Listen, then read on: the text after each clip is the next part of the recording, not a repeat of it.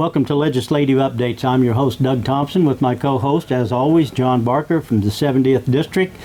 And in between us is Chris Croft from the 8th District out of Overland Park. Yep. A pleasure to have you here. It's been about a year or so since you've been here, and I know you're prior military, and it's probably a good thing. Both of you are prior, all of us are prior military. And so, you know, what a time we're going through. Yeah. And military, as always, they catch a lot of the blunt because they get sent into everything, whether it's combat or any sort of a crisis of any type. And John, this is now, you have been busy, so fill us in on what's going on at the legislature. Well, this is Friday as we shoot this. It's Friday. We adjourned this morning at 8 o'clock on our sine die, and we did it because we were still on the same legislative day as yesterday. But I would mention about the military. He outranks all of us. Yeah. He was a retired colonel. Yeah. And we didn't obtain that. No. But anyways, we went back for sine die, which is always the official last day of the session. We've not been meeting because of the virus, the pandemic. So we had a full agenda yesterday, and we had to change our procedures because we tried to social distance from people. On all the votes, even the procedural votes, which is normally a voice vote in the chamber, we had to give time for those members that decided to monitor from outside the chamber, like in their offices, to give them time to come in and push the button. And initially, when we did the roll call, we were doing it in groups of 10 or 20. And then, I was elected to this seat, so I sat in my chair. I'd go back to my office on occasion, but mostly I like to watch the debate. So it did slow things down.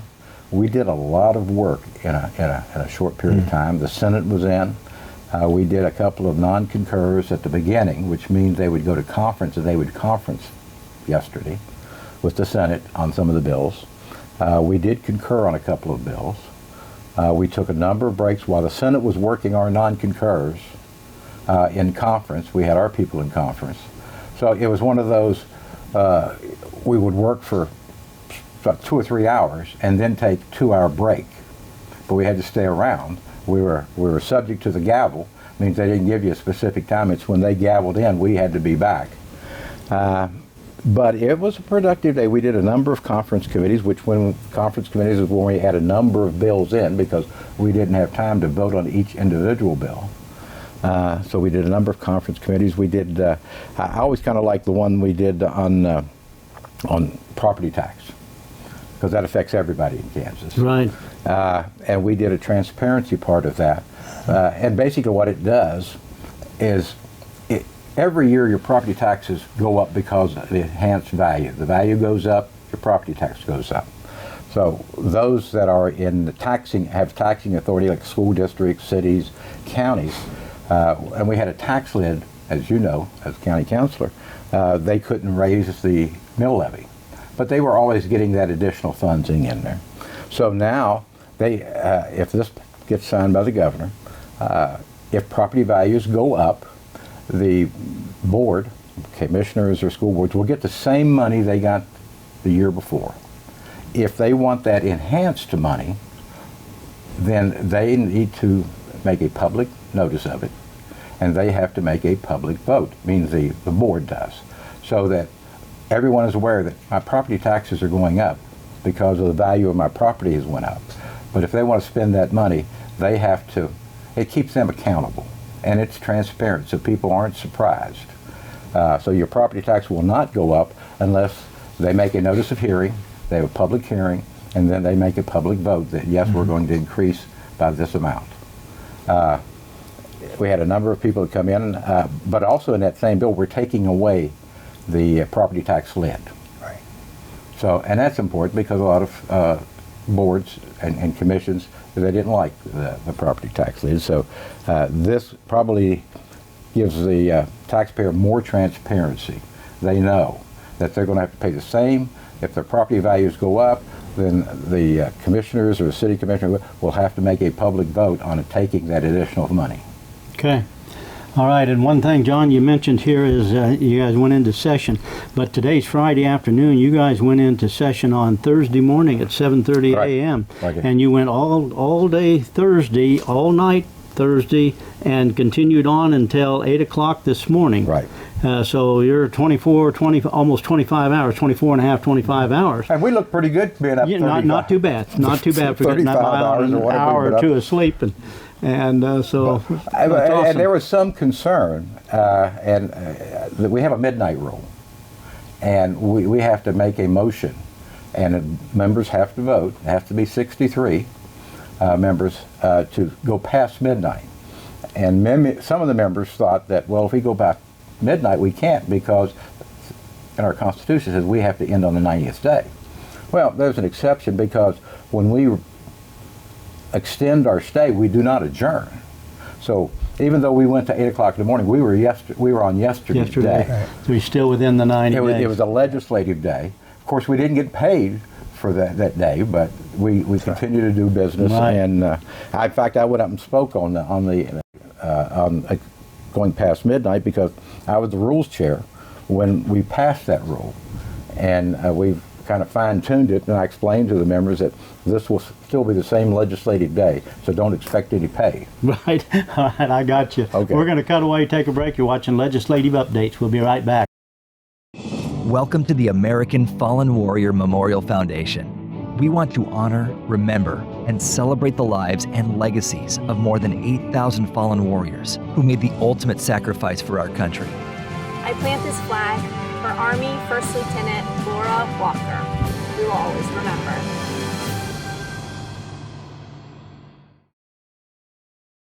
Welcome back to Legislative Updates. I'm your host, Doug Thompson, with, as you recognize, of course, if you're looking on your television, off to your far left is John Barker, 70th District. In between is Chris Croft from Overland Park, the 8th District. And we've been talking about what's going on at the legislature, because John and Chris yesterday started at 7:30 in the morning, went on all night till 8 o'clock this morning.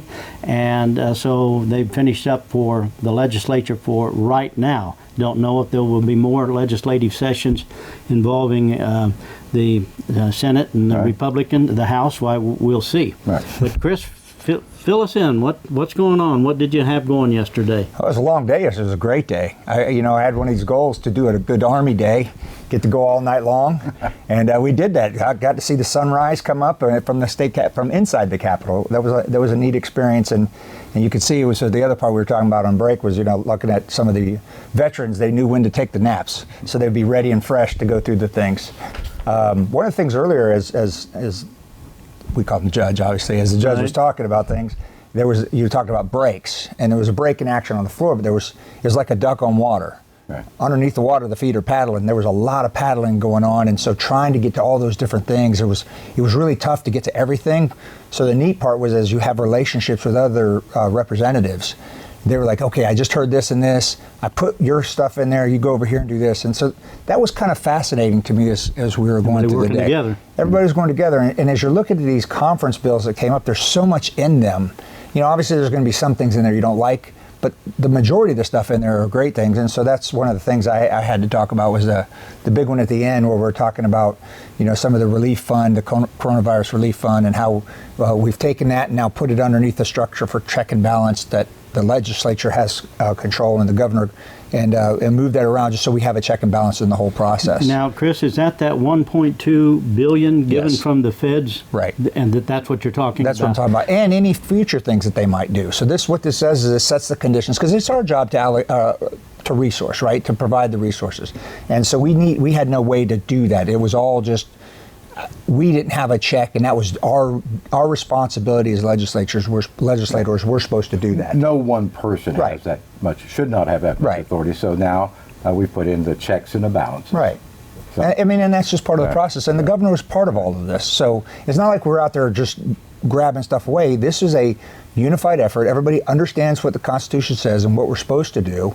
And now we're trying to honor that in doing our job. Nobody's trying to take things away. It's actually trying to do the right things and how we're going through that. You want to go through that bill, though? It's complicated. Yeah. Oh, it is. It's got a lot. I think there's like 17 different things. So I'll just hit on a couple of things. As I already talked about the funding. We have that new system set up, but it also talks about how does disasters get declared in the future. And so there's a finance committee that will be part of the process. A majority of legislators in there, 6 I think, of the 8 have to make the determination, support that new disaster declaration. However, the key point to that is you can't close businesses down unless this body also agrees to that. So the governor can't do it on her own or his own? Right, that's correct. As long as she signs this now. Remember, she still has to sign this legislation. If she doesn't, then we will have to come back and talk about that later on at another date. Okay. But so that's kind of the idea there. But really the important thing was the limiting the ability to close down the businesses based off any kind of new thing that comes up there, just to make sure we've got that check and balance in there, which is what most of our constituents have been talking about. I mean, I've been flooded by emails about how can you shut us down? Look, there's 22 counties, I think, that have experienced nothing on the virus, but yeah, they're shut down. So there needs to be, and we understand, there's ways to start. That was a start. Now, as we've learned, as we do in every military operation, you execute the plan and then you adjust the plan. Right. Based off the situation. And that's what we're trying to do in this process. One thing I thought was interesting is that we have now a first responders notification. So if there's somebody that's a known that's infected and if first responders respond to that, this bill addresses that to allow the first responders to not walk in blind into this process. There's some neat things about telemedicine. I mean, I'd recommend going in there, some temporary licensing to help facilitate some of the needs. We have a court thing now where we can do a video teleconference if we can't be in public, which is a good thing. Notary. I already talked about the thing. We have, restaurants were complaining they can't, part of their big resources is selling alcohol. Well, there's a provision in there to allow that to happen as a restaurant still can do that, but there's some restrictions they have to follow. But the thing for me was about the local authorities. I'm big into local government. However, what we were having is health officials that were making determinations and the accountability. That's right. The county commissioners and the city commissioners, they weren't actually overriding or actually making decisions. So they were allowing the advisor to make decisions, and this requires the decision makers that are held accountable by the people to put themselves in that line of authority and make the decisions and no longer hide behind people. Yeah, local health officers will have to clear it through the county commissioner. Right. Yeah. And one of the last things I think, Judge, it reduces the penalty if you violate these things. It's no longer like a misdemeanor. It's a civil charge and civil penalty. Right. Okay. So that's a big deal. So nobody's going to go to jail for going to church. Right. Got it. First, it has to be approved by the finance council that she can even close churches. Right. Yeah. So but it does take a supermajority of the finance council, and in an existing statute, the finance council is the only one that can extend her 15-day declaration. So we kept it with the finance council. We just made it a supermajority of the finance council, which is 2/3 have to agree. And then if not, it doesn't happen. Thanks. And I know we're running out, but real quick, there's 2 last things. One thing in there is the unemployment insurance. How companies pay in at a certain rate. That's fixed for a couple of years now while they go through this process. And then there's also a thing in here addressing business liability. It relates to the virus and other things. So good stuff in there to read and get more information. All right, I appreciate it. We're going to cut away, take a break. Absolutely. We'll be right back. You're watching Legislative Updates. Welcome back to Legislative Updates. I'm your host, Doug Thompson, with my co-host on your far left as you're watching this. That would be John Barker from the 70th District, and in between is Chris Croft from the 8th District and Overland Park area. Right. And Chris, thank you for being here. Chris is prior military as a colonel. Yes. And so, John, where do you want to go from here? Well, there's just no way we could touch on everything, but I'm trying to hit the high points, of course, with the governor's authority on the emergencies. Also, we touched on education. We passed a House Conference Committee Report 2510, which had several bills in it. One of them was, of course, allowing high school students to get pre-ACT and ACT tests, which they need to go to college at no cost. No cost? Yeah. No. Right. I think we put about $10 million in that. And that's a good idea, just because some of them take the pre-ACT as juniors, some of them do it as sophomores, and some families find that that's quite a bit of a burden. If you've got 3 or 4 kids in school, it could be if you got them in high school. So we've allowed for that. We wanted to see if, and also we did some tracking in that.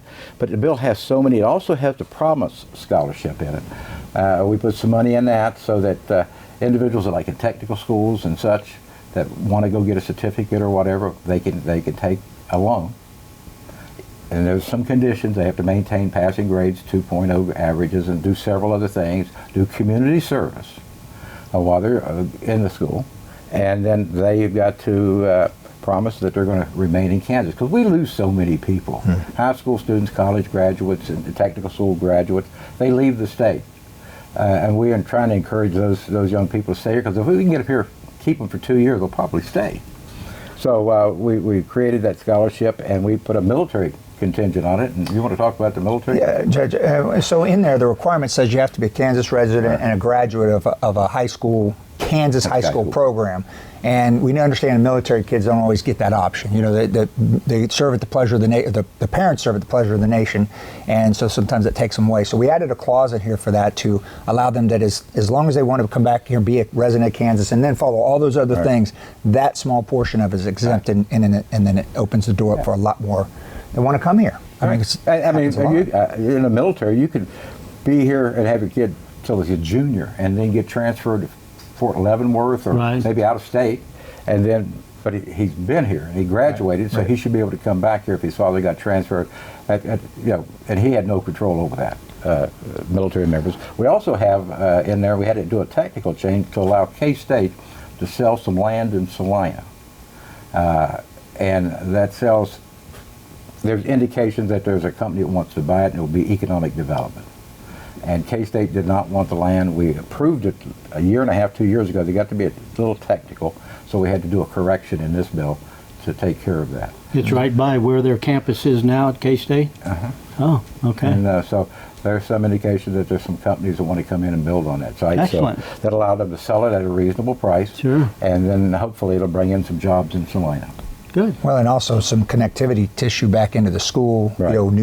Just ways to increase technology too. Right. So we find that as a good way. And then we also did House Conference Committee 2246, and folks, we did a lot of concurs and a number of other things. And you really need to go to the Kansas Legislature website. You can get our calendar that we had yesterday and the results and what we did last night and early this morning. But we did some things with insurance. But I think one of the better things we did in the bill that you were talking about earlier, the Compact 19 bill, was that we gave some protections to employers. We gave protections to manufacturers to stop some of the lawsuits. I mean, gross negligence can never be protected, as you well know. But we did give some protections, so we didn't want to have a lot of litigation out of this pandemic. But we've been busy. Chris has been doing a lot of things. Well, Judge, I would tell you, keen on what you said with this plus the promise, what you find in this thing is the two components of this these are based off feedback we receive from constituents, and then leadership of the House sat down and said, okay, what can we get accomplished in a short period of time, and then started piecing these things together, and then tasked others out there to get involved and start doing things. And being a freshman, I was very fortunate to get involved in a lot of things, and Judge being my mentor and things has really set me up for success in going through this process. Of course, the military has helped quite a bit as well. And it helped me. Yeah, absolutely. So I think that's a true testimony to the leadership and which he's part of, and kind of setting the conditions and listening to the constituents, and then bringing that in here and trying to solve problems for this state and getting past all the rhetoric, just getting to solve problems. And with that transparency in property taxes, I think we get that from constituents all the time. Property tax. And we also get it from county commissioners, city, school boards, that they didn't like the property tax lid, so we got rid of that, but we added some transparency. Okay, all right. We're going to cut away, take a break. You're watching Legislative Updates. We'll be right back. Welcome back to our final segment today of Legislative Updates. I'm Doug Thompson with my co-host John Barker, and in between us is Chris Croft from the 8th District, Republican from the 8th, which is Overland Park area, and of course John's our representative in the 70th District. And Well, you guys have had a lot going on from where we started with this at the beginning to where we are now. So Yeah. how do you want to wrap up for this one, John? Well, Doug, we've been doing it, I think, for about 6 years now, Yeah. this legislative update, and I've been a really fan of it because I get my message out to our constituents. And I just want to tell my constituents I'm getting a number of phone calls about what my future is. And, it's been great serving the 70th district, northern Marion County, all of Dickinson County. And I have decided, with the consent of my wife, April, that I have signed up to serve another term, so I will be running for another term. This will be my 5th term in the legislature, and now that I'm in leadership, I have a little bit more say than I did as a freshman. So yes, I am running officially. I signed up day before yesterday. And Chris, you've got news also. I do. Well, in how you've developed and kind of mentored me in that process and going through, and I appreciate all the learning that I've gotten the opportunity to do this year. Again, with the consent of my wife, I registered yesterday. I filed yesterday to run for a 2nd term in the 8th district. Good. I can tell you, and I've said it lots of times about the fact that you get experienced people in those positions, and good people, experienced people, and what a advantage for the community. I covered for John yesterday in the municipal court in Solomon. Big check on the wall, $600,000, and John helped him get that for a project that city could not have afforded it. And the same was true with Chapman, and what a difference those things make. And thank you guys. Thank you for being here. Well, thank you, Doug, for hosting this. Our pleasure. And thank you. Hope you've enjoyed this segment of Legislative Updates. We'll see you next time. Take care.